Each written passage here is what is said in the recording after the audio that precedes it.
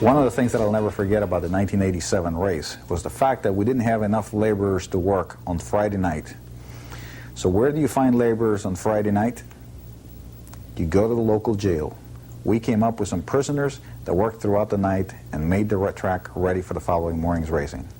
The 1987 Grand Prix again attracted a diverse field, including some of the world's best drivers and factory teams. Jeff Brabham was the pole sitter, and he immediately put his Nissan GTP car into the lead. As Brabham widened the lead, 1986 winner Bob Wallach put his Porsche into the tire barrier. The crash left Wallach and co-driver Darren Brassfield out of contention, if not out of the race. A short time later, it was Emerson Fittipaldi again driving the Spirit of Miami, having mechanical trouble that would end his race after 56 laps. Near the end of the first hour, Brabham exits the lead car and Elliott Forbes Robinson takes the wheel, as Klaus Ludwig, who had started 10th, moved into the lead. That lasted for 14 laps. Then the Chip Robinson Derek Bell Porsche went to the front when Ludwig pitted for a driver change.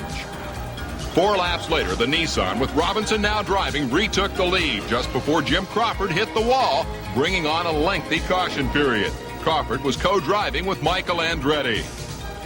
Right after the green flag, John Winter spins, damaging the contending number 0 Porsche. Some repairs were made, but a few laps later, Winter and Ludwig were watching from the sidelines. In the last hour, the Grand Prix boiled down to a duel between the Brabham-Robinson Nissan and the Porsche of Jochen Mass and Bobby Rahal.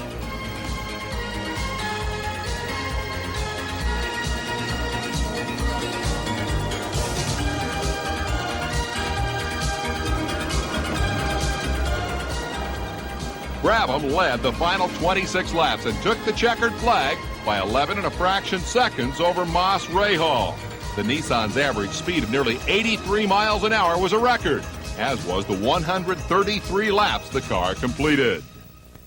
It was the first race that I had won for Nissan, and it was the first race that the Nissan team had won in GTP racing. So it was quite a thrill, I think, for me and for the rest of the team to finally win a race. And I know going into Miami, no one really expected us to be around at the end, particularly at a tough racetrack like Miami. And you know, we surprised a lot of people, and we didn't end up doing that well for the rest of the year, but I think it really cemented the program for us.